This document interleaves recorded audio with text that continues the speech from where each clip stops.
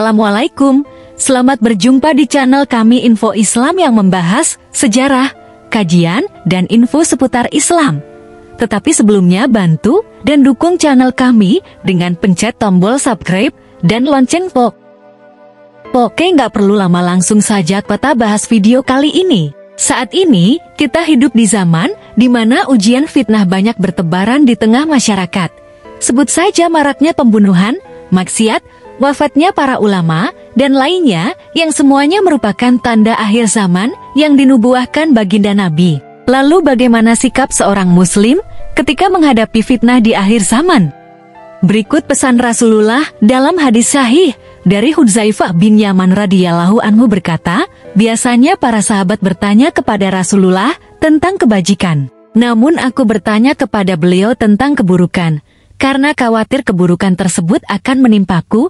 Lalu aku bertanya, wahai Rasulullah, kami dahulu berada dalam kejahilan dan keburukan, karena itu Allah Ta'ala menurunkan kebaikan agama ini kepada kami. Apakah mungkin sesudah kebaikan ini akan muncul lagi keburukan?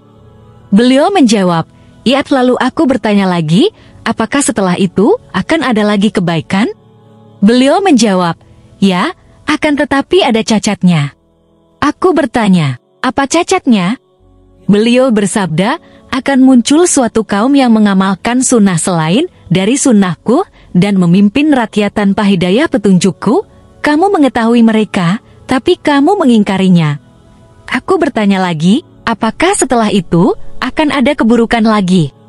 Jawab beliau, yaitu orang-orang yang menyeru menuju neraka jahanam. Barang siapa memenuhi seruannya, maka ia akan dilemparkan ke dalam neraka itu. Maka aku bertanya lagi, wahai Rasulullah, tunjukkanlah kepada kami ciri-ciri mereka. Beliau menjawab, kulit mereka seperti kulit kita dan berbicara dengan bahasa kita. Aku bertanya lagi, wahai Rasulullah, bagaimana arahan Anda seandainya aku menemui hal yang demikian? Jawab beliau, tetaplah kamu bersama jamaah kaum muslimin dan imam pemimpin mereka. Aku bertanya lagi, jika tidak ada jamaah dan imam? Beliau menjawab, tinggalkan semua golongan, meskipun kamu menggigit akar kayu, sampai ajal menjemputmu, dan kamu masih tetap pada keteguhanmu.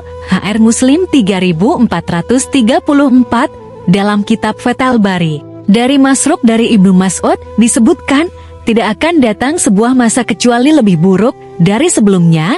Ingatlah, bukanlah aku maksudkan membandingkan pemimpin yang satu dengan yang lainnya dan orang awam yang satu dengan yang lainnya. Akan tetapi para ulama dan ahli fikih di antara kalian akan meninggal dunia, lalu kalian tidak mendapatkan gantinya.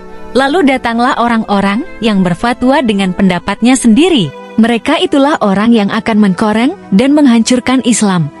Ibnu Mas'ud berkata, umat ini akan selalu dalam kebaikan selama masih berpegang pada ajaran para sahabat. Dan jika mereka berpegang kepada orang-orang bodoh dan terpecah belah, maka akan binasa. Hikmah yang dapat dipetik dari pesan Rasulullah di atas adalah pentingnya berpegang teguh kepada agama Allah kapan dan di mana saja.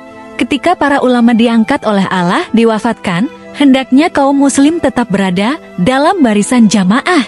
Doa yang diajarkan Nabi, ada satu amalan yang diajarkan Rasulullah agar dilindungi segala fitnah termasuk fitnah Dajjal. Dari Abu Hurairah, Rasulullah bersabda, jika salah seorang di antara kalian tasyahud, hendaklah meminta perlindungan kepada Allah dari 4 perkara dan berdoa, Allahumma inni a'udzubika min azabi jahannam wa min azabil kabri wa min fitnatil mahya wal mamat wa min syarri fitnatil masihid dajjal. Ya Allah, saya berlindung kepadamu dari siksa jahanam dan siksa kubur dan fitnah kehidupan dan kematian serta keburukan fitnah masihid dajjal. HR Muslimah. Allahumma inni a'udzubika min azabi jahannam wa min azabil kabri wa min fitnatil mahya wal mamat wa min syarri fitnatil masihid dajjal. Artinya, ya Allah, aku berlindung kepadamu dari siksa neraka jahanam dan siksa kubur dan fitnah kehidupan dan kematian serta keburukan fitnah masihid dajjal. HR Muslim.